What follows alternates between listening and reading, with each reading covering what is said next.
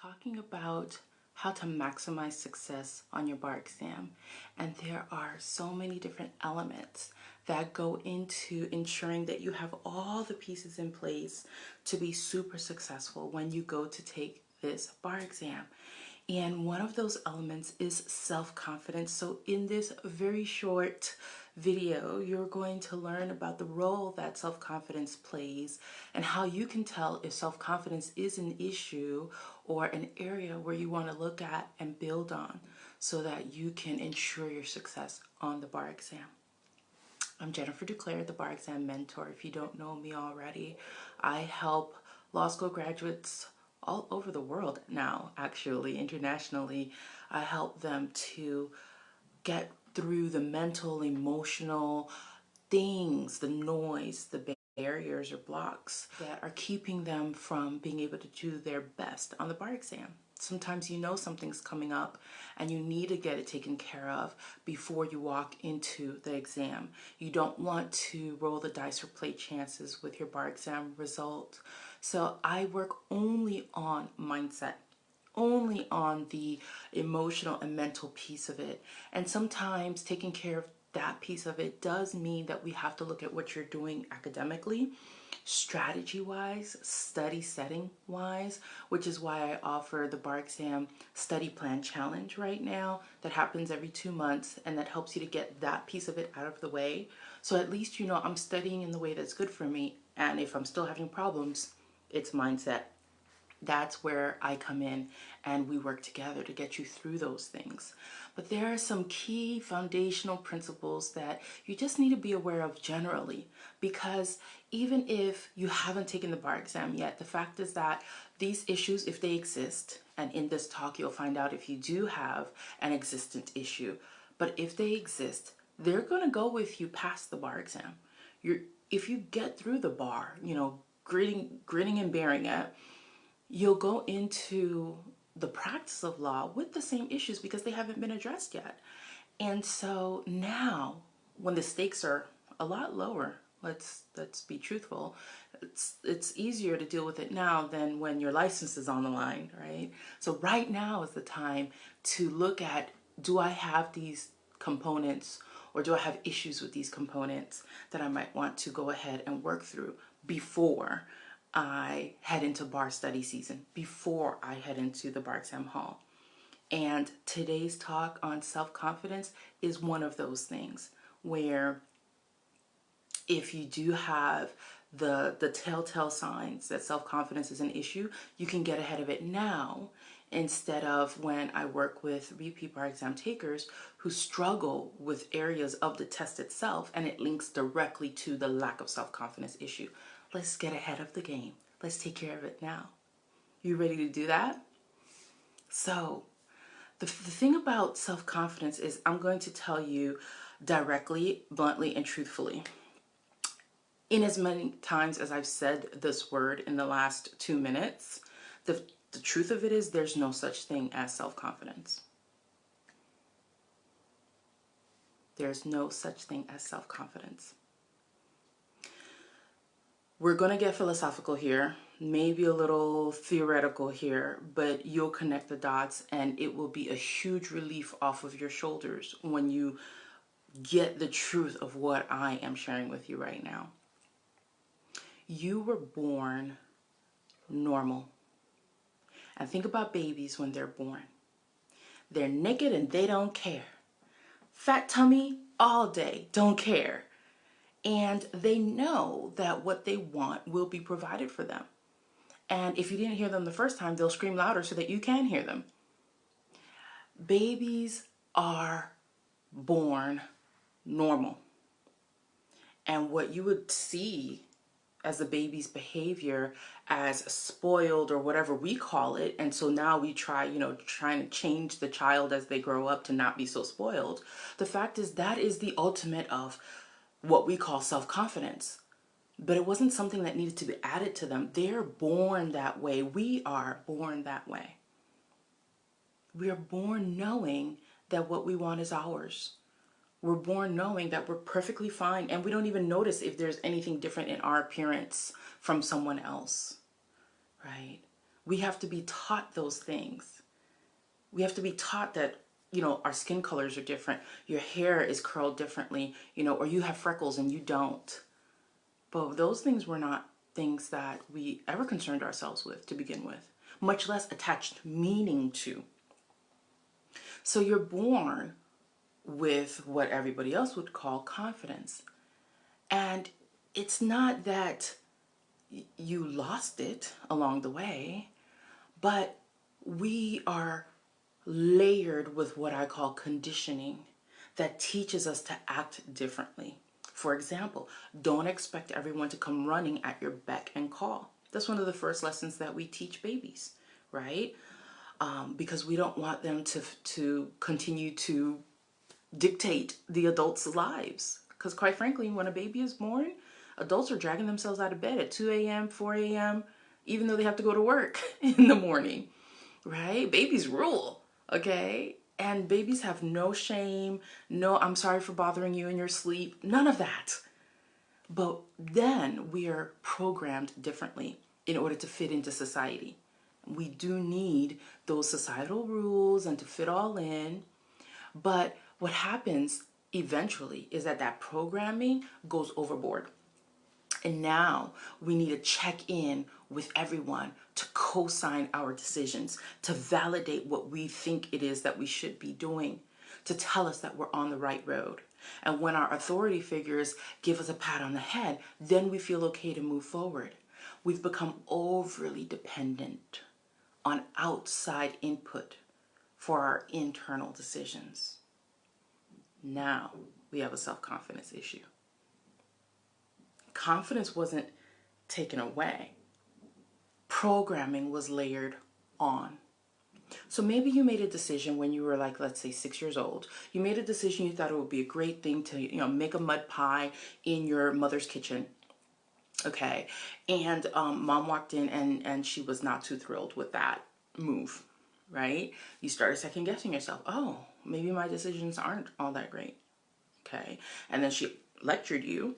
So now you internalize the disapproval that comes from the lecture that you just got, right? The lecture that you just got that told you that your idea was a bad one. Okay, now you're like, okay, I don't want to feel that kind of disapproval anymore.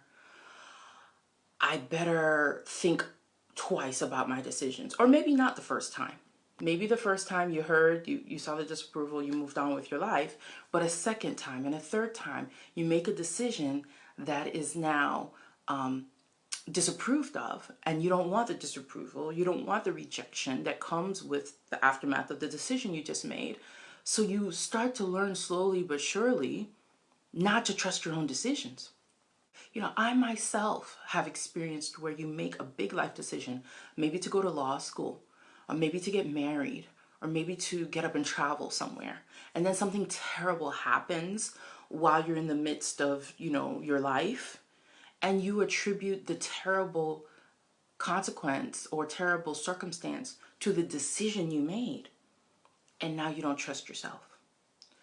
All that strings together to add up to now a lack of self-confidence, which surprisingly shows up when it's time for you to do your bar exam. When it's time for you to either answer multiple choice questions or write an essay, you now doubt yourself. You're scared. Am I going to get it right?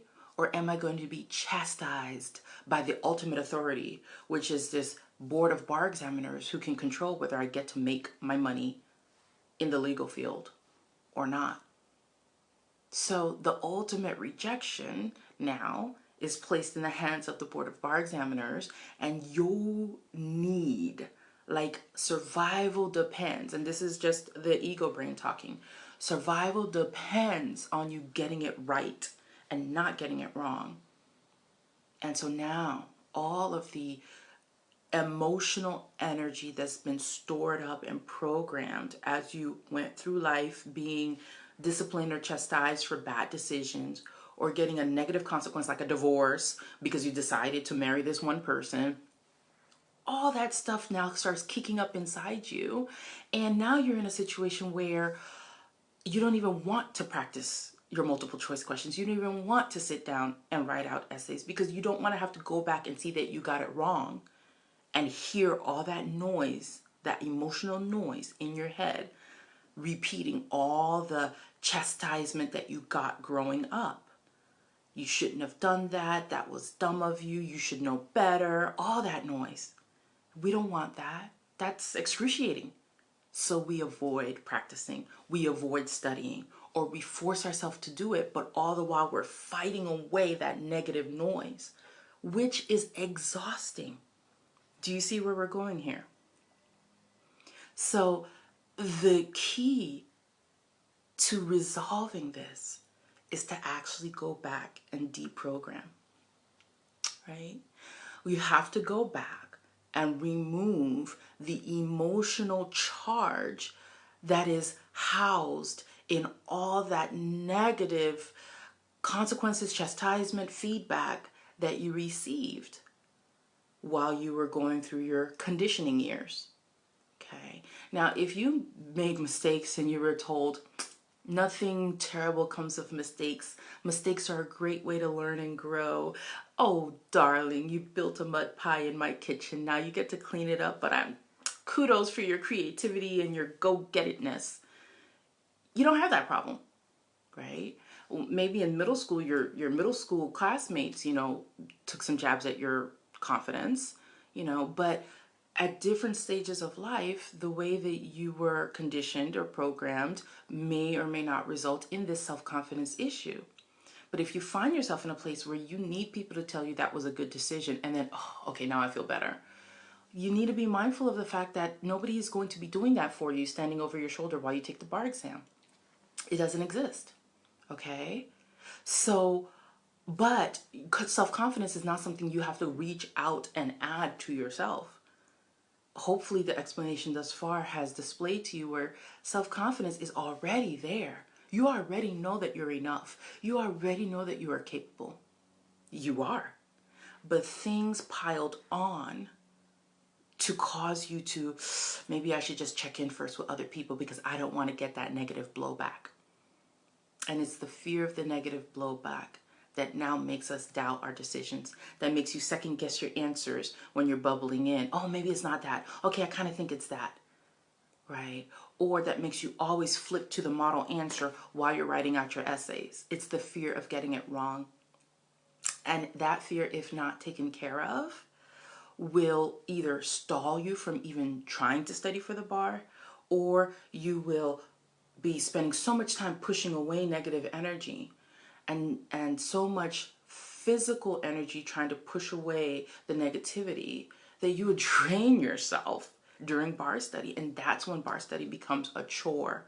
That's when it becomes dreaded, because involved in the simple act of needing to trust yourself and be self-confident in your decisions, involved in that act is a lot of emotional charge from the past. That's why I focus on mental and emotional blocks when it comes to the bar exam, because these are the things that we have not considered that are actually weighing down on our performance.